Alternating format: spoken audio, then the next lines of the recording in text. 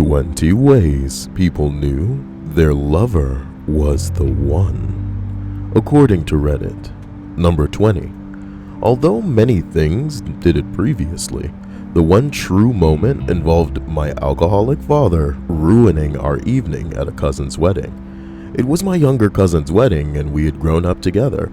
Although not as close as adults, we were very close as kids. In fact, my sister told me that he had really looked up to me as a man that chose his path and didn't follow the family's drinking culture. He even asked me to be a groomsman, which surprised the hell out of me. Anyway, I had told my father that this is an important wedding and he needs to take it easy. Literally told him not to get blasted. He scolded me for telling my own father what to do. As the day proceeds, things go well. During the reception, everybody is drinking casually, dancing, having a great time. My sister and I are not. We are being vigilant as possible. One eye on our dad at all times. Is he at the bar again? Where is he now? How drunk does he look? Things continue to go well, and my sister takes my dad's keys, passes them to me, and says she's going back to the hotel. I say no prob. The crowd dwindles to close family and friends, and I'm dancing with my girlfriend. I look over to my father and happen to see him getting introduced to the bride's aunt by the bride's father. I can't hear him then, but all of a sudden the bride's father has his fist back and is about to punch my dad in the face. Luckily, a bunch of guys get between them. I'm immediately in police mode. I grab my dad, apologize to everybody. What the hell is going on outside? I'm immediately in police mode, like I am right fucking now, about to go kill somebody else. I grab my dad, apologize to everybody, and drag him out. He can't understand why everyone is so upset. He can barely speak. We get outside, and he asks for his keys, and I do my best not to lose it. My girlfriend follows us quietly. I tell her to walk ahead of us. I am literally carrying him by the neck of his suit. He cannot walk and is blathering about how unfair the world is, asking why this happens to him. At that point, I feel like a child. My emotions are bubbling up to the surface and the damaged kid inside me is hurting bad, but I am too focused on controlling the situation to let him take over. My girlfriend walks quietly ahead, knowing that I am in control mode and trying to just get this over with. She respected the situation and kept her distance. Strangers in cars are laughing at me and my dad. I am so ashamed. We get back to the hotel finally and get in an elevator. At this point, I am lecturing my dad and yelling. I know he has no idea what I'm saying because he's so far gone, but I can't help it. As we exit the hallway, he stops and exclaims that he's going back to the wedding. At this point, I'm threatening to knock him out and call the cops myself. He doesn't move. My girlfriend sees me breaking and steps up. She yells at him to go to his room repeatedly. I'm immediately blown away at the courage of her. Because of her, he finally agrees, and I take him back to the room while my GF goes back to ours. I try to tell him I love him and he needs to stop drinking. He's too drunk to understand anything. I close the door, sit outside his room, and cry my face off. I sit there for 30 minutes to make sure that he doesn't try to leave. I've completely converted to the damaged fat kid that grew up with an alcoholic father. I get myself together and go back to the reception hall and apologize to my cousin, his bride, both families individually.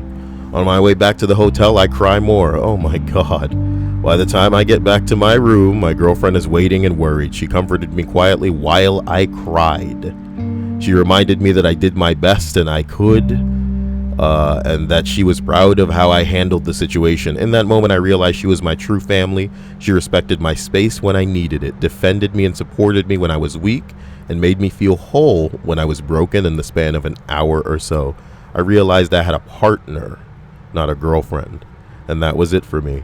Well, I'm glad you found somebody that you're compatible with, because some people don't have the patience or the, courage that people like to use for some stupid situations like this. You know, I can understand looking out for somebody because they're drunk and, you know, they could become a damage to themselves and others. But at the same time, I'm a logical man. And you put yourself in this position, homie. You didn't have to drink as much as you did, but you chose to.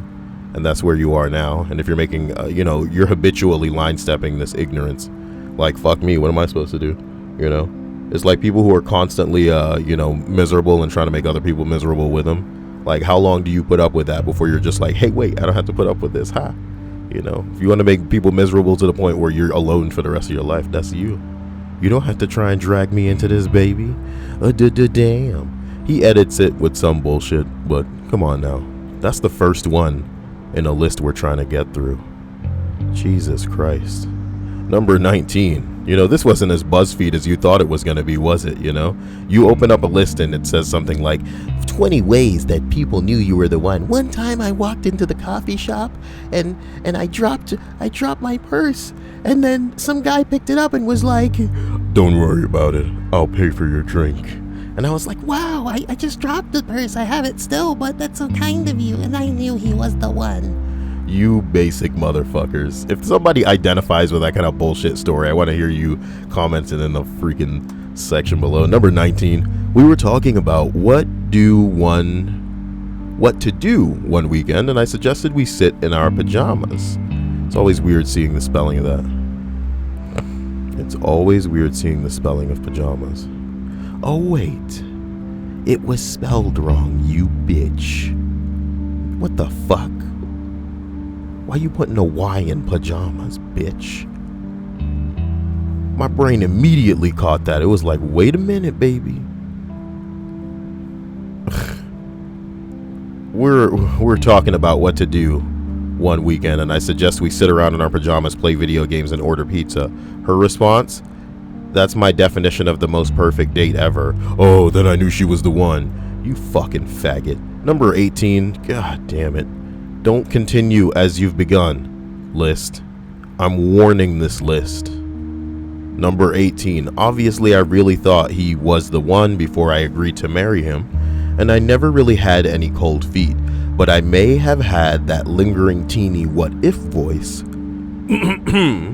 pop up in my head every once in a while. If not for my wedding day, somehow we ended up with a copy of his handwritten vows with our ceremony, but no copy of mine.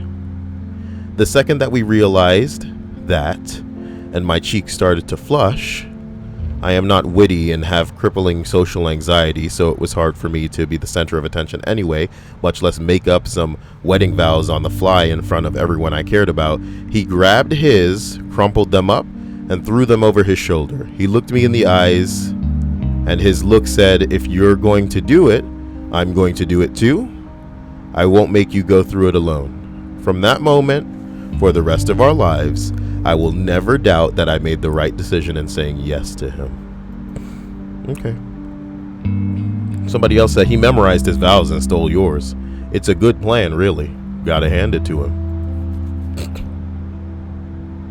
Memorized his vows and stole yours. See, if it were Kyle, I would have planned the whole thing, not to be manipulative, but sometimes you gotta give sweet little scenarios like that a push, you know what I mean? So for her to be like, "Oh my God, I've misplaced my vows," then I would just take my vows that were actually, I just crumple it up and be like, "Well, if you don't have your vows, then I won't have mine either," and I throw it over my shoulder. And then somebody picks it up and goes, "Hey, why did you crumple up this blank piece of paper?" You see what I did there? Because it was all a part of the monkey balls. Yeah. Number 17. He instinctively stroked my hair when I was in the hospital and in a hell of a lot of pain. It's the only thing that calms me down when I'm in pain, apart from sweet, delicious morphine. He stroked my hair when I was in the hospital. Okay. Number 16. Here we go. My significant other took the Labor of Hercules challenge, and it almost killed her. But I've never been more impressed in my life. This particular insane hot burger challenge is offered by Olympus Burger in lovely Port Hope, Ontario. It's a burger challenge. You gotta love this shit, because you read Labor of Hercules and then you see impressed. You just assume that this is some sort of fitness thing where they're doing like a marathon or some bullshit like this. It's a fucking burger challenge, which is the complete opposite. Oh my god. Oh my god. Piled to the brim with world's hottest peppers, Carolina Reapers, ghost peppers, scorpion peppers, all the nastiest, meanest hellfire you can imagine. The large portions of death sauce seem to emit a red aura, and if you can listen carefully, it moans the names of the folks who have wronged you in the past. It's something most mortals would cry or die doing. So much so you have to sign a waiver, yeah, I would imagine. They explicitly tell you this burger will ruin your week. So naturally I asked her to try it. That's her asshole she's signing away. That's a desecration of the asshole she is signing away. Picture a beautiful woman crushing this burger, and although in great sweating agony, still smiling and making conversation. Picture her man cheering her on like he's got a front row seat at the Super Bowl / Led Zeppelin Back from the Dead combo show. I can't remember what I ordered or ate because I was locked onto her awesomeness. Nearing the finish, her demeanor twisted. While able to push past the searing mouth pain, her stomach was not as battle-hardened as needed. They only allow 1 tall glass of water and 15 short minutes to complete the burger, and she could no longer muster the fortitude to swab the plate of the last goop of Satan's spittle. She tapped out, defeated in the eyes of the restaurant, but she had won my heart forever. Now, the ride home was rough. With legs wobbling, mind fogging, and breath pounding, we got her as far as the lawn before she collapsed. Next came the cries of "Take me to the hospital, I'm going to die," to which I instead prescribed a bucket of Tums.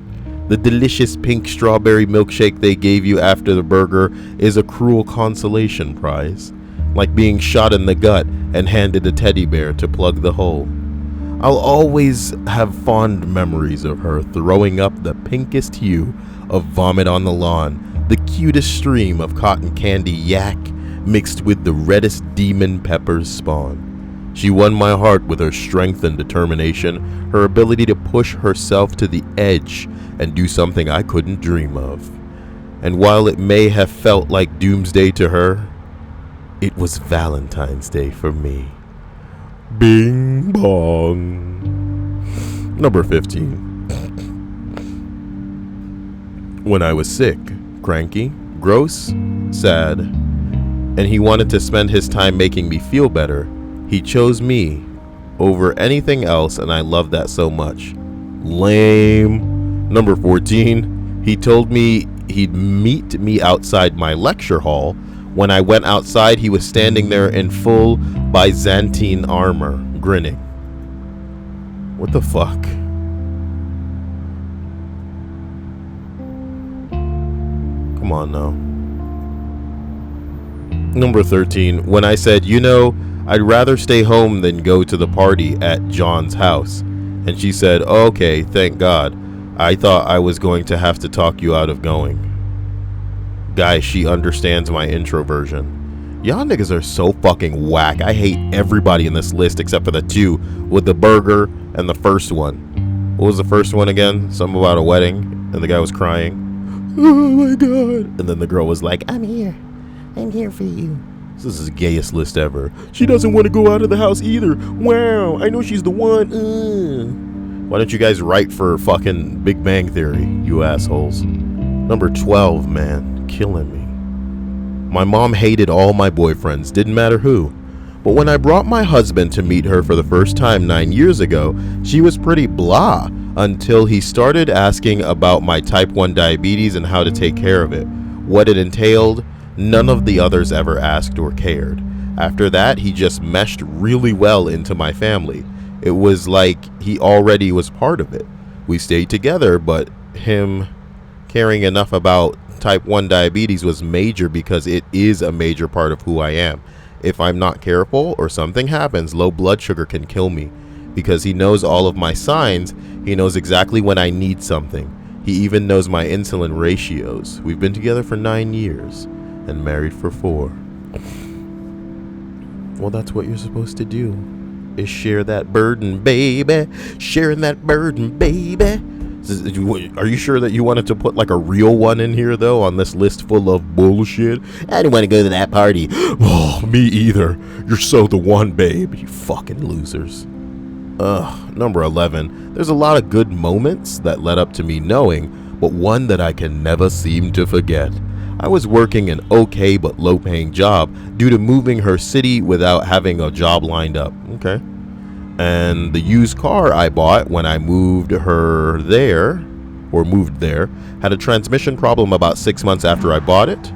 There were 2 or 3 days that she had to get up a lot earlier and take me to work and come pick me up while the car was in the shop, and it wasn't necessarily convenient for her. I remember at one point during those days I apologized for causing the inconvenience, and she said something to the effect of, "It's not a problem," and that we were in this together. Looking back, it's something small, but I've never forgotten it. I appreciate this. I appreciate this guy, like, understanding and, being appreciative of, something so seemingly insignificant. Because it would have been inconvenient for her for sure.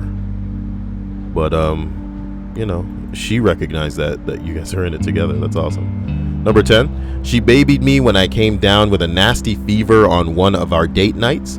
She sat by my side all night and dabbed a wet towel on my forehead. This was like 3 to 4 months into the relationship.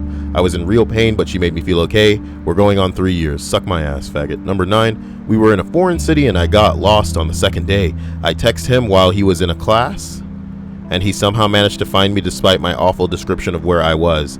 He's pretty good at accomplishing the near impossible. Oh, he found me when I was lost. How did he know how did he know where things were when I don't know where I am? It's like I cover my eyes and I shouldn't be able to see you, so you shouldn't be able to see me, but somehow you see me even though I can't see you. What? Number 8, my cat, who was a former member of the local feral colony and has mauled several vet technicians, started cuddling him almost instantly after they met. This is the type of shit that women on Reddit this list. Number 7, when I realized he saw my family as his family. My brother graduated from the Marine boot camp and I wanted to be there. It was like 600 miles away, but we saved up so we couldn't drive down. At some point I realized he wasn't there for me, he was there for him. And for my brother, this wasn't his girlfriend's family. Even though he was obligated to go, this was him supporting someone he loved. What do you mean? You're supporting someone? Okay, it's his head. Okay. Yeah. When I realized that he loved my family that I can't stand. Where are these people coming from where you're loving your family? It's got to be some kind of weird, got to be a weird full household with a mom and a dad and some kids, good ratio of brothers and sisters where somehow there's not just hatred for one another because of the misery coming out of the mom. You know what I mean? Your dad's got to be laying some infinitely good pipe for as long as she lives, because even if it were really good, she'd still find a way to bitch about fucking vanilla wafers or cheese crackers, or you assholes not wearing the right shade of t-shirt, not enough coasters, why are these hangers out here? I don't like it when the towels are folded like this, you know what I mean? Don't leave the washer door open. What? Number 6, he was never 100% predictable. I did not like him and he refused to talk to me for months. Oh no, wait. And refused to talk to him for months? I did not like him and refused to talk to him for months because he was so obnoxious. Sounds like my kind of guy. He was rude and irreverent. Fortunately, we had a class together, and so we were forced to interact. Over time, I found out, although he was rough and sarcastic, he was never unkind. He didn't take himself seriously, but he did take his work and his future seriously. I had misjudged and his mischievous. Why do people say mischievous so much? Is mischievous a word? I don't think mischievous is a word.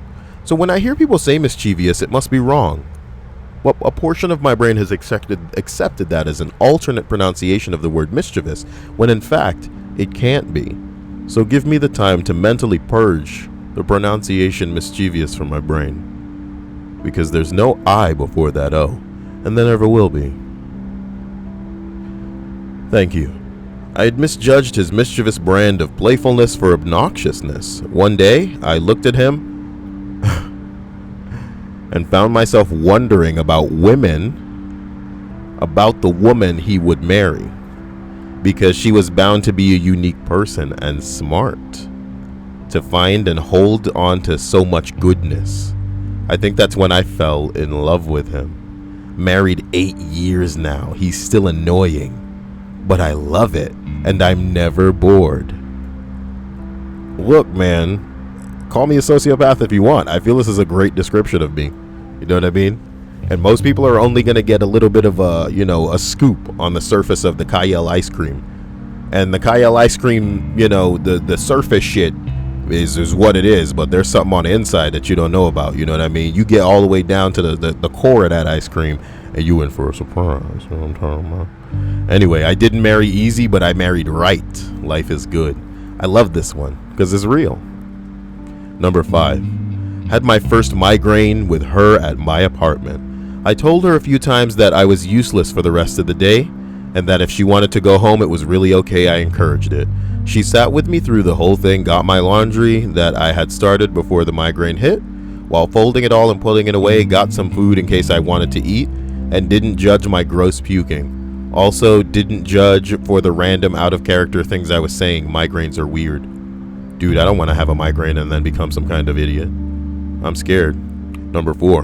We'd been dating for 5 months. When I was in a terrible accident, my 2 boys, 8 and 2, were fine, but I was critical for days. That sucks. He was at my bedside every minute he was able. He helped my mom with the boys and even did the grocery shopping for them. That was 22 years ago, and he's still there by my side. Adorable. Damn, I hope you get out of the hospital, says somebody on Reddit. Haha, waka waka. Number 3. She got me on the first date. We had exactly the long pause in a conversation at dinner. We had exactly one long pause in conversation at dinner. She put out a salt shaker and her knife and asked, "What's this?" I was surprised and said I didn't know. And she said, "It's assault with a deadly weapon."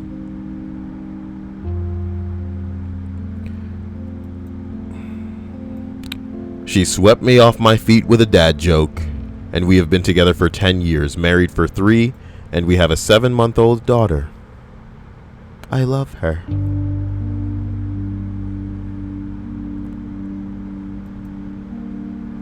Number 2.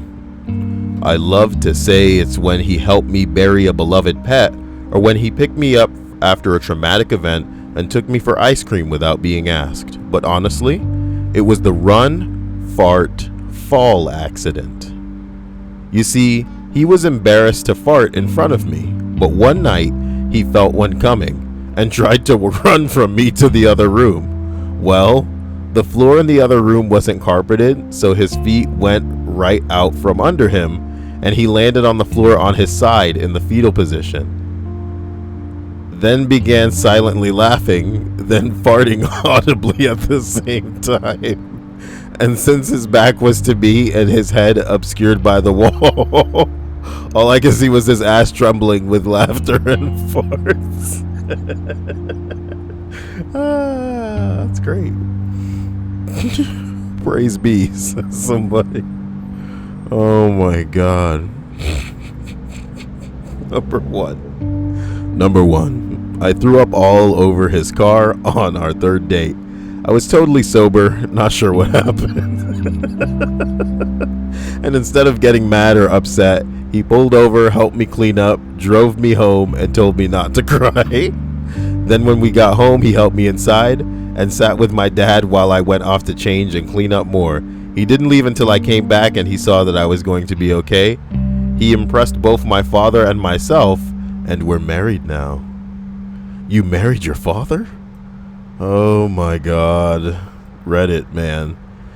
This isn't a very long list, but it was getting on my nerves. So I could do one of two things. Okay, here's what I'm gonna do. Give me a second here. I'm going to quickly share my screen. Oh boy, let me sit up here. I'm gonna share my screen, display capture. Sounds about right.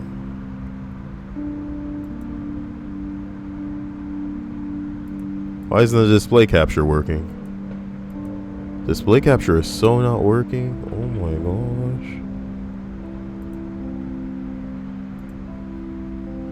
Maybe I'm looking for screen capture. Is that correct? Is screen capture a thing?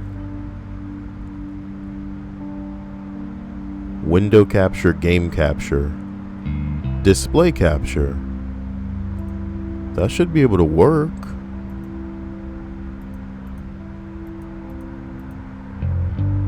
Yet it doesn't. I don't know what to say.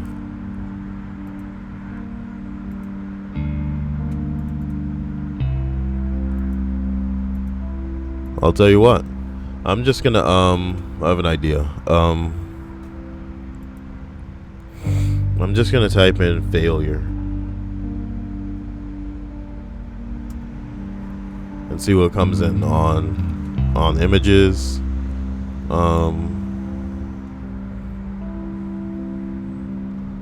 I don't know.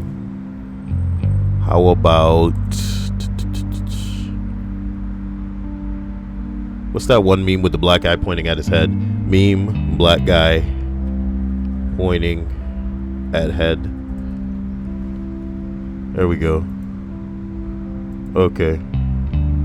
Copy image. We'll go ahead and give me a second. I gotta work my magic in Photoshop here. I wanted to show you guys me doing it in Photoshop, but well, yeah, it won't let me fuck around with screen capture. So give me 1 second. Just gonna continue. Okay, almost there. Almost. I think I should change this to, what if I can make that like red? I don't think that's necessary, Kyle. I'm gonna do it anyway. Alright, so I've made that red. Let me save that picture. Just gonna name it whatever.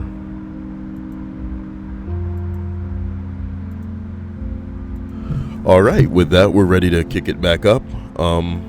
Because this list is so short, I'm going to read another list that I thought I'd be preparing for later, but in fact I'll be just doing right now. So I'm going to open this in Paint very quickly.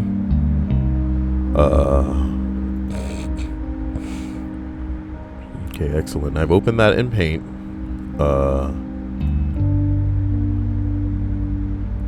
And let me show you this.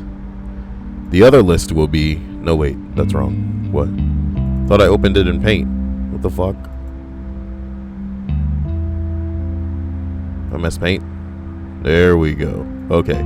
20 ways people knew their lover wasn't the one. Okay? You see? Because the other one was the one. You know? And this one isn't. Actually, what if I do like 40 of them? 40 ones where they weren't the one. No, that's got to be its own list. Fuck that. We'll just end this list right here. What's the big deal? I'll end this list right here, and this is a preview of the next list. You know, get mad at me all you want, Jinkies. You know, Scooby. But yeah, I'll probably record it today as well. So I love you. See you later. That's a preview. It's a preview of the next list. What do you want? What do you want from me?